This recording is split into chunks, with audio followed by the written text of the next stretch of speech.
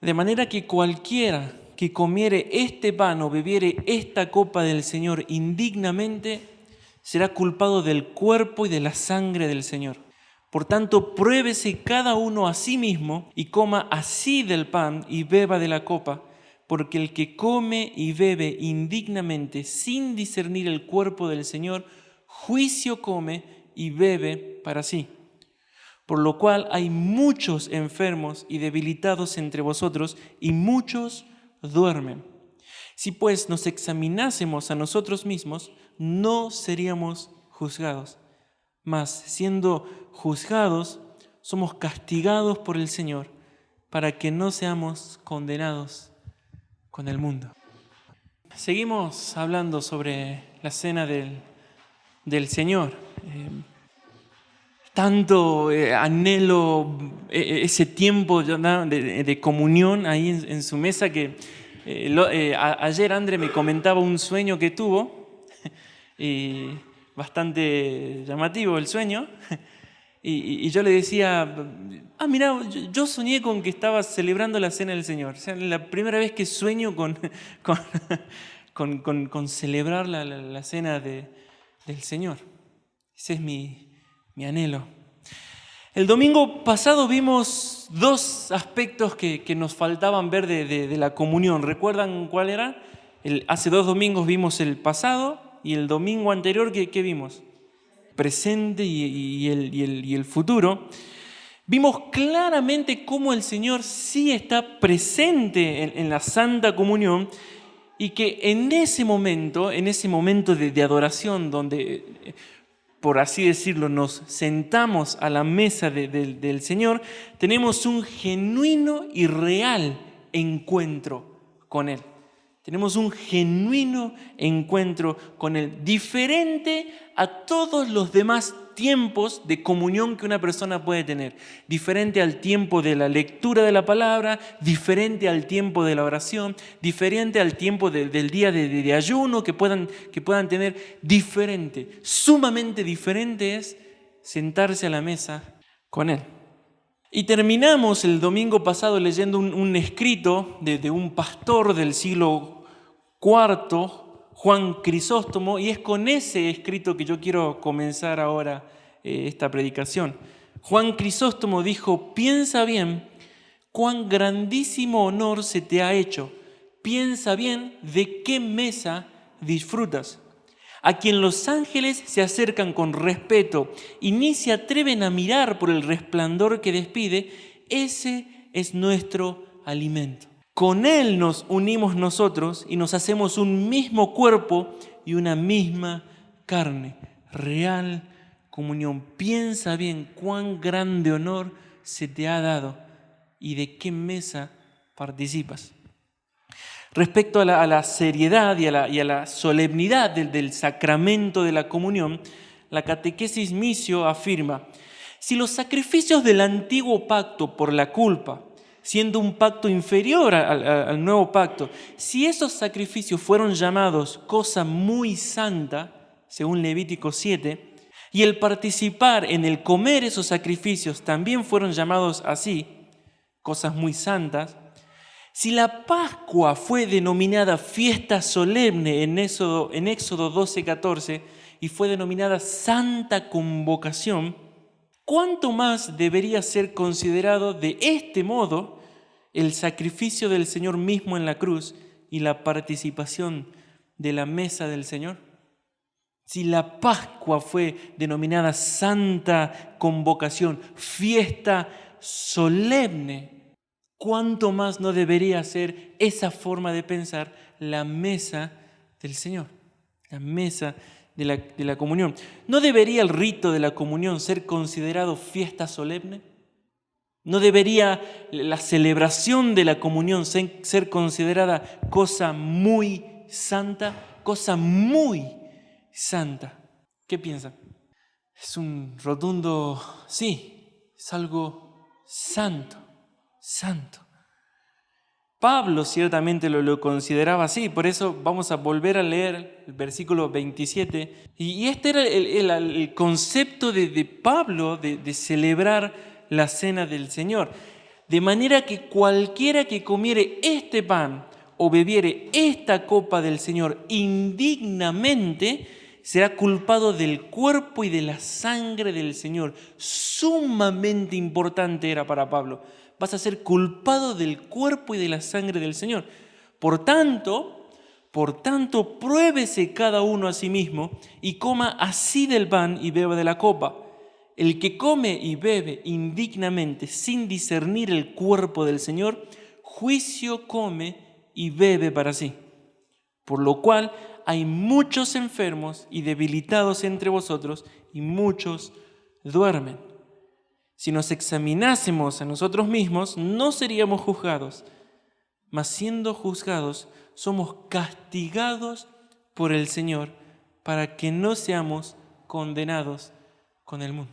De manera general se pueden extraer dos verdades de estos pasajes que leímos de Pablo. El Señor primero lo que se puede extraer, en primer lugar, el Señor no mandó, ni tampoco le agrada, y por supuesto no le complace, que sus mandamientos se obedezcan por obedecer. El Señor no mandó eso, simplemente que lo hagan.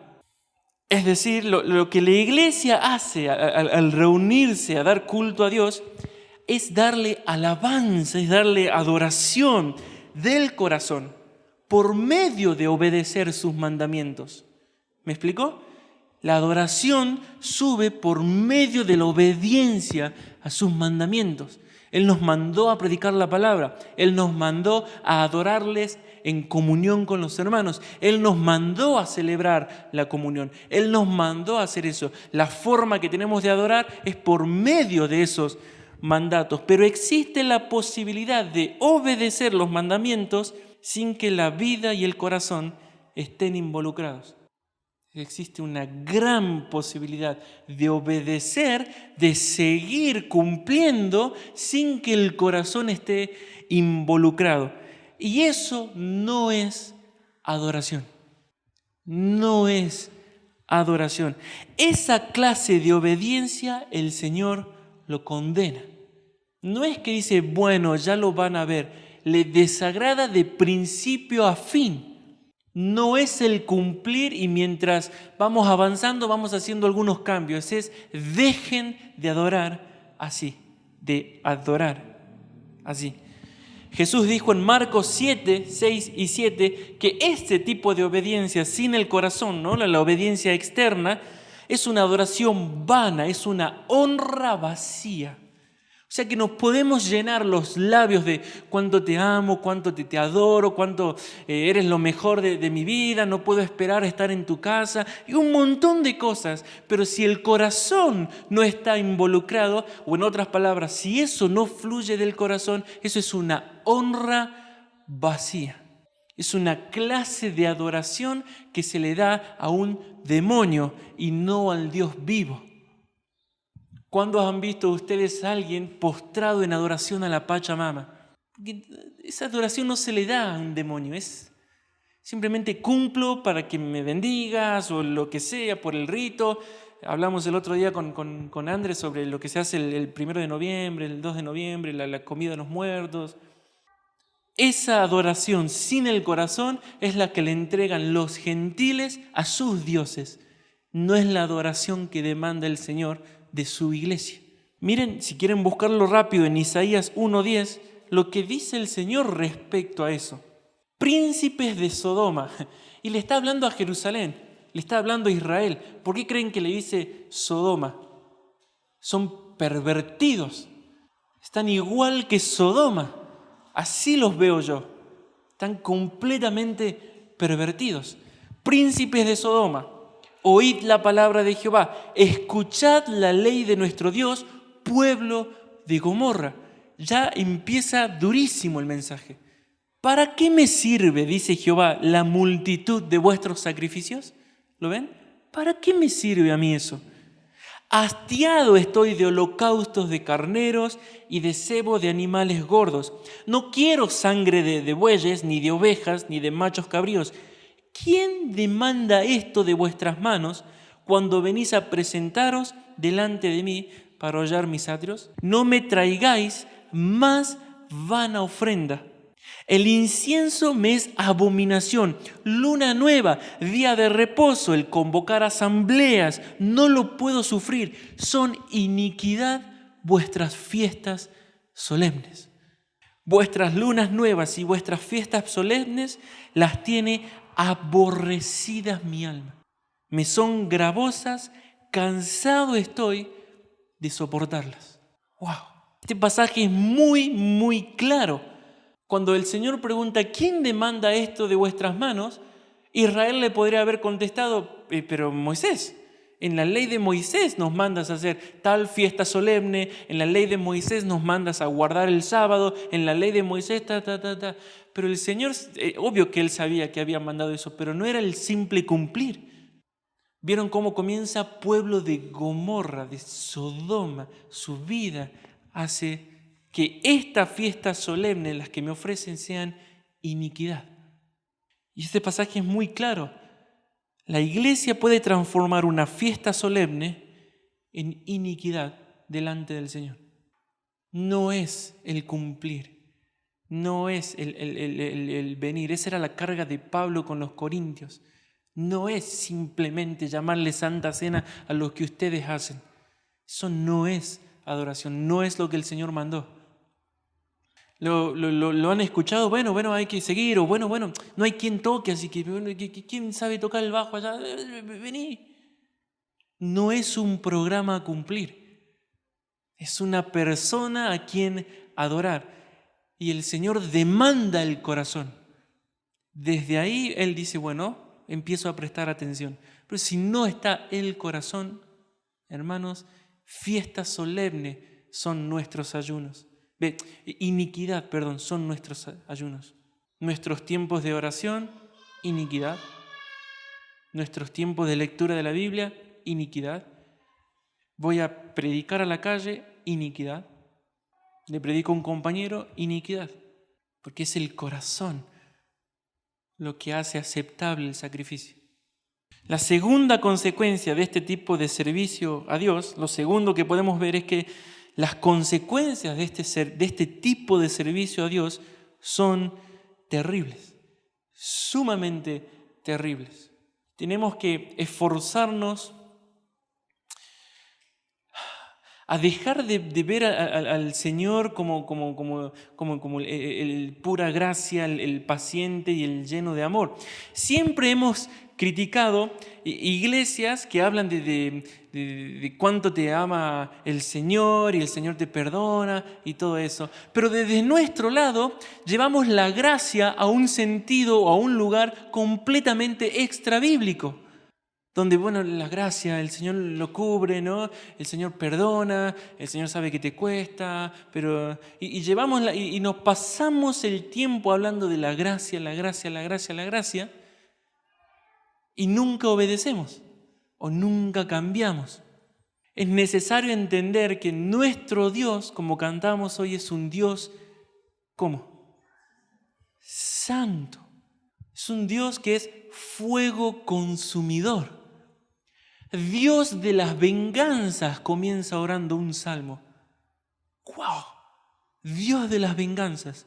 ¿Qué iglesia le pondría ese nombre a su congregación? Iglesia Dios de las venganzas.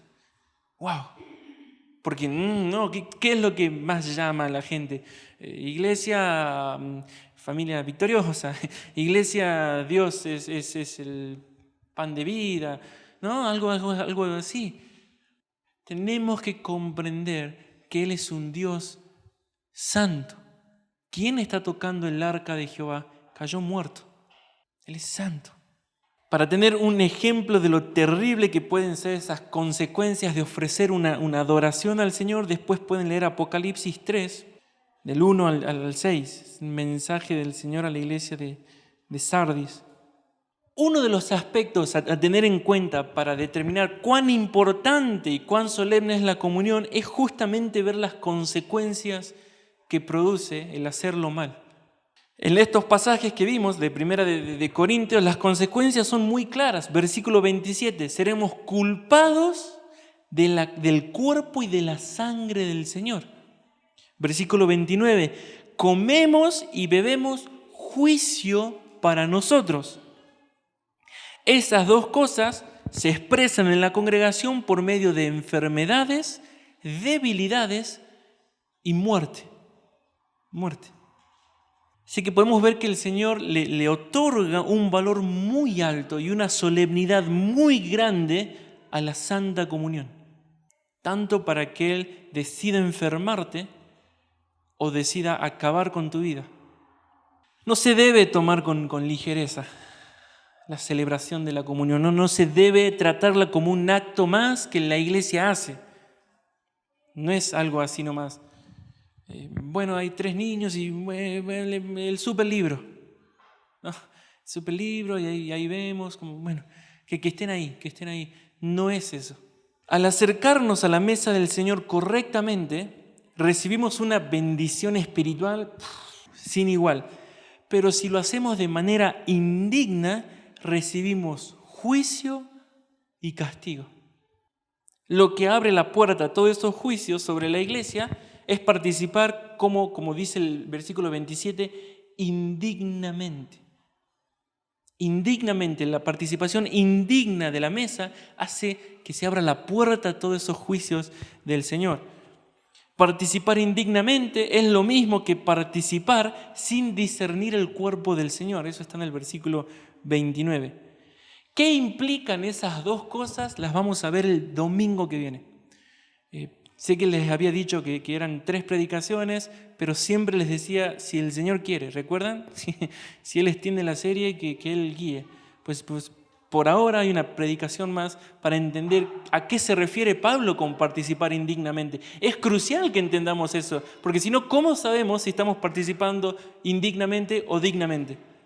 ¿Verdad? No es algo así nomás, como que, bueno, es crucial entenderlo, pero lo vamos a ver el domingo que viene. Hoy quiero que comprendamos qué quiere decir ser culpado del cuerpo y de la sangre del Señor. ¿Qué quiere decir que estamos comiendo y bebiendo juicio para nosotros? ¿Qué es ser culpado del cuerpo y de la sangre? Ser culpable, en esta palabrita griega que es culpable, implicaba quedar ligado bajo obligación a un castigo. Quedabas bajo obligación a recibir un castigo. Era quedar sujeto al castigo. Como que estabas obligado a recibir, es lo que te correspondía recibir. En este pasaje, eso implica ser culpable del cuerpo y de la sangre del Señor, implica quedar sujeto a recibir un castigo por atentar contra el Señor. ¿Cuál era el crimen en este pasaje? ¿Cuál era el crimen contra el Señor? ¿Insultarlo? ¿Qué piensan? ¿Escupirle? ¿Traicionarlo? ¿No creer en Él? ¿Puede ser? Aunque todas esas son cosas horrendas delante del Señor, ninguno de esos es el crimen en este pasaje. ¿Cuál es el contexto de este pasaje? Está hablando Pablo de ¿qué celebración? De la comunión. Y Pablo dice en el versículo 16, la muerte del Señor, el versículo 26, perdón, la muerte del Señor anunciáis. Entonces, ¿cuál es? ¿De qué somos culpables? De la muerte del Señor. Participar de la comunión indignamente nos hace responsables de la muerte del Señor. Y somos tratados por el Señor como culpables de su crucifixión. Por eso el versículo 29 dice, el que come y bebe indignamente sin discernir el cuerpo, juicio come y bebe para sí. Y por eso el Señor trae castigo a la iglesia, como dice el versículo 22. ¿Y en qué consiste el castigo otra vez? Enfermedades, debilidades y muerte. Hay algunos hermanos que dicen enfermedades, que se refiere a lo físico.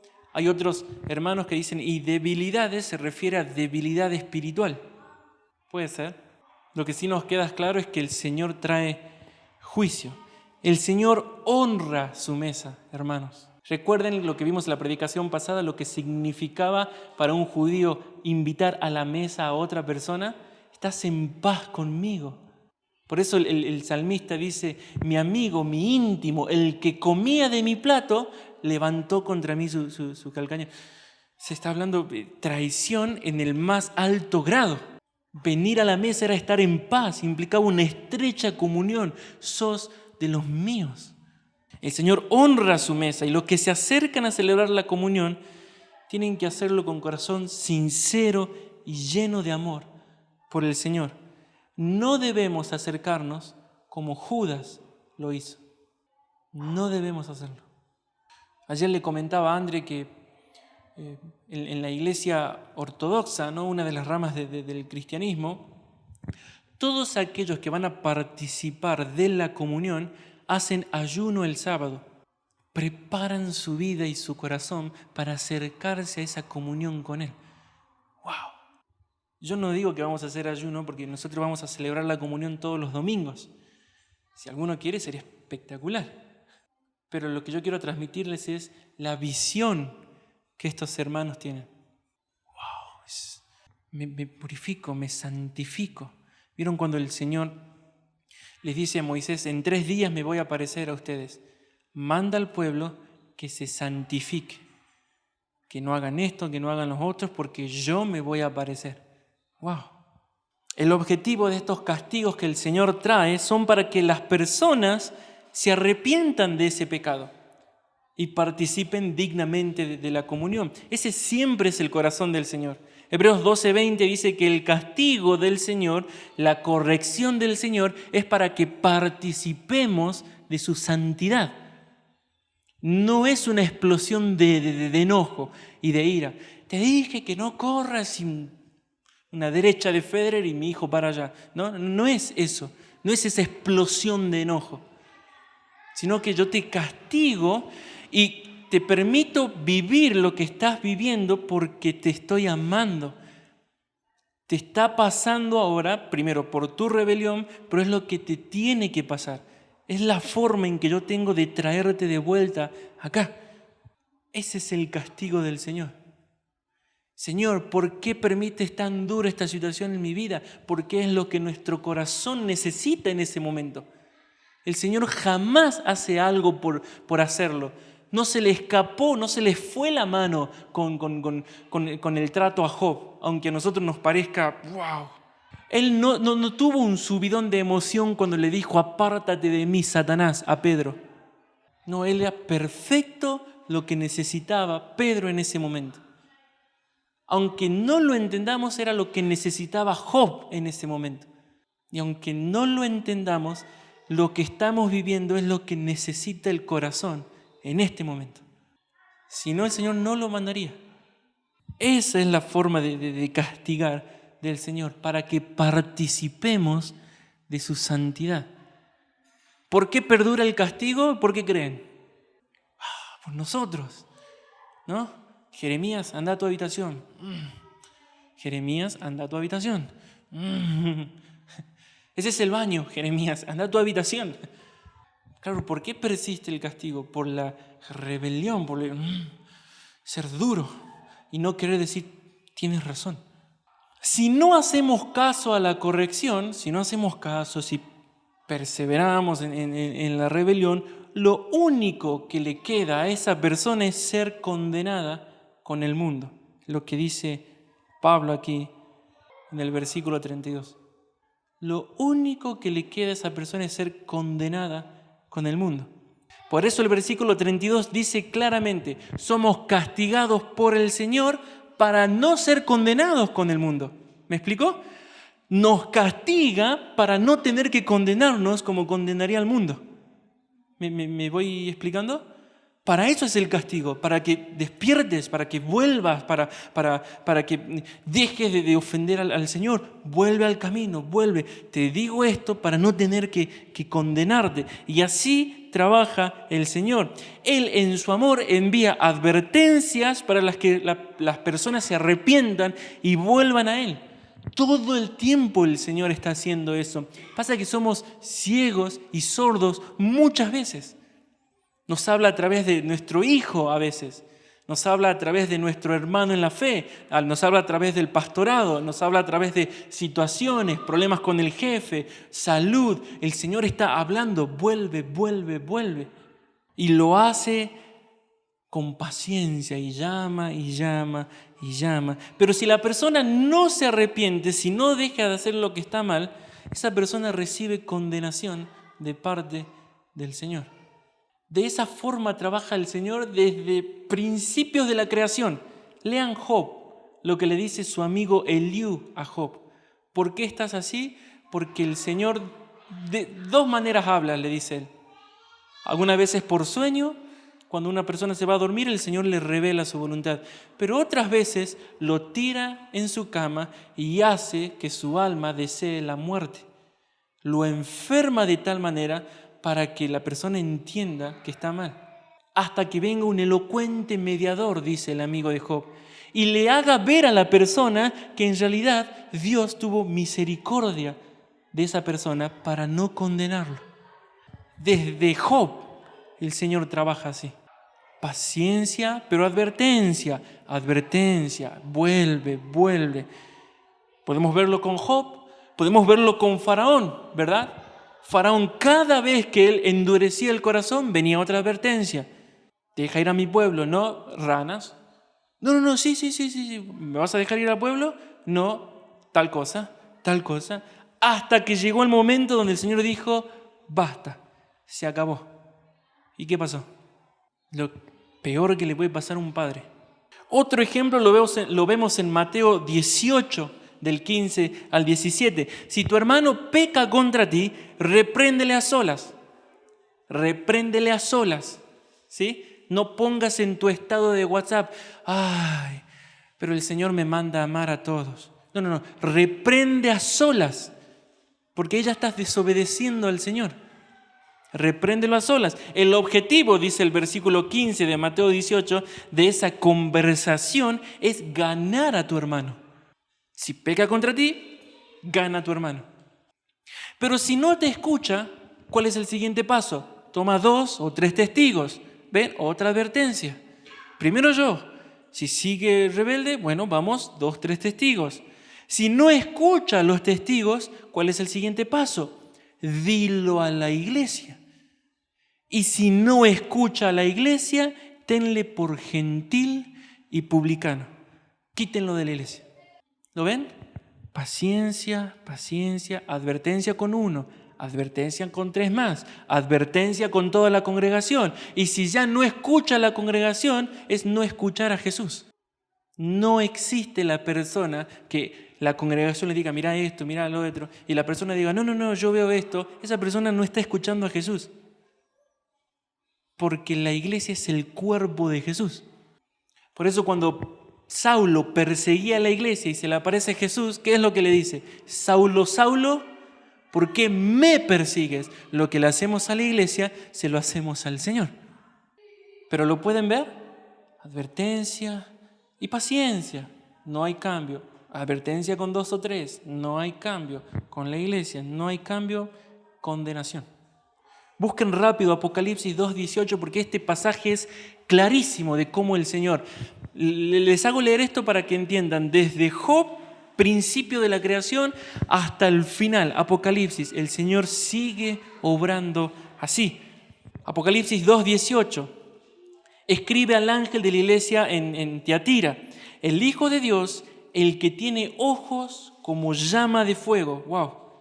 Y pies semejante al bronce bruñido, dice esto.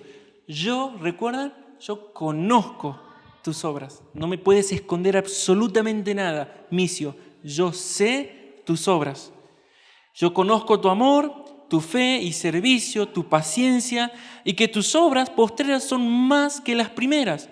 Pero tengo unas pocas cosas contra ti, que toleras que esa mujer Jezabel, que se dice profetiza, enseñe y seduzca a mis siervos a fornicar y a comer cosas sacrificadas a los ídolos. Y le he dado tiempo para que se arrepienta. ¿Lo pueden ver? Le he dado tiempo para que se arrepienta, pero no quiere arrepentirse de su fornicación. He aquí, yo la arrojo en cama y en gran tribulación a los que con ella adulteran, si no se arrepienten de las obras de ella. Y a sus hijos heriré de muerte, y todas las iglesias sabrán que yo soy el que escudriña la mente y el corazón, y os daré a cada uno según vuestras obras. ¿Lo pueden ver? Le he dado tiempo para que se arrepienta y no quiere arrepentirse. Y le estoy dando tiempo a los que fornican con ella que se arrepientan, y si no se arrepienten, el juicio va a ser más severo. Y termina diciendo, como para que nadie piense es muy exagerado, yo daré a cada uno según vuestras obras. Es lo que le corresponde a esta mujer, es lo que le corresponde a este hombre. Y lo mismo ocurre con aquellos que se acercan indignamente a la cena del Señor. El Señor nos da tiempo de arrepentirnos. Mientras tanto, envía enfermedades, debilidades en forma de advertencia para que la persona se vuelva de su pecado. Pero si no hace caso a esas advertencias, esa persona va a recibir el pago según su obra. Es lo justo. El Señor es tardo para la ira, dice Éxodo 34:6. El Señor se duele del castigo, dice Joel 2:13, y es paciente para con nosotros, no queriendo que ninguno perezca, sino que todos procedan al arrepentimiento, segunda de Pedro 3:9, pero el Señor de ningún modo tendrá por inocente al culpable. Números 14:18. Y en este pasaje dice que si cenamos indignamente, si comemos indignamente, somos culpables. Quiero aclarar algo muy importante de este pasaje de Pablo. Este pasaje no está enseñando que Jesús, en su amor, para que dejemos de pecar, nos mata y nos lleva al cielo con Él. Ese pasaje no está enseñando eso. Este pasaje está enseñando todo lo contrario. El objetivo de este pasaje es hacernos ver cuán solemne es esta cena de la comunión.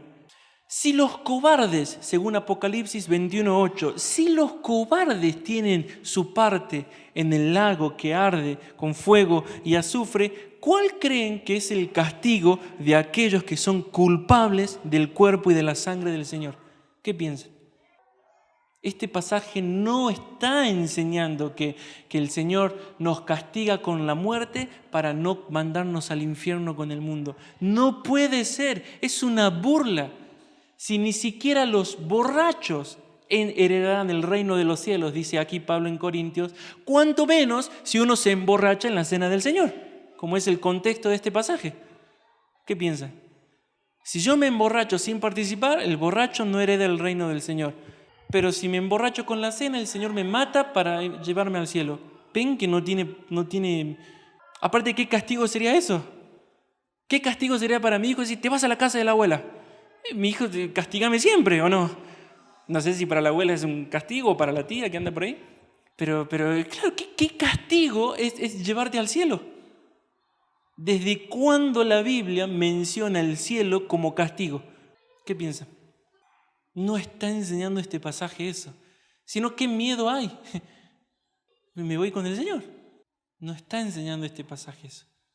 Por eso William Hendriksen, un comentarista, comentando sobre este pasaje, dice: el juicio es una advertencia oportuna, pero la condenación es irrevocable.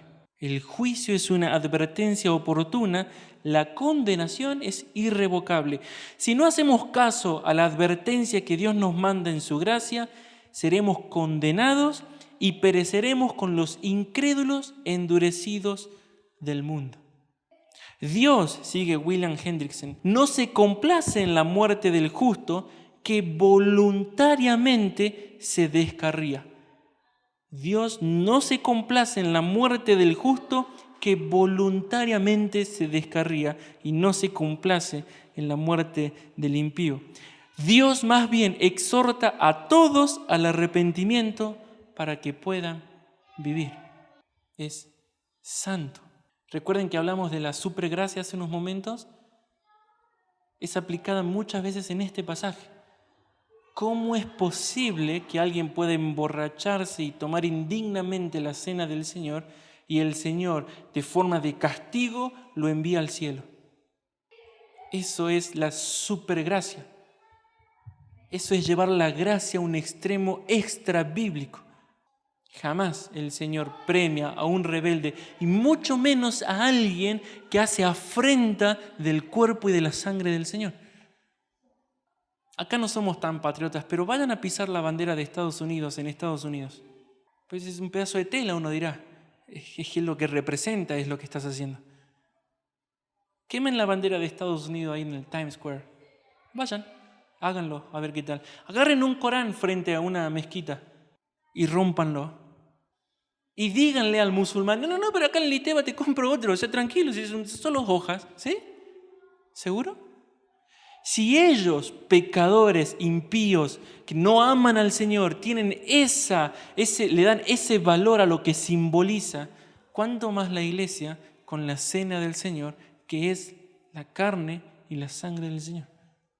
¿Cuánto más el Señor no hace eso?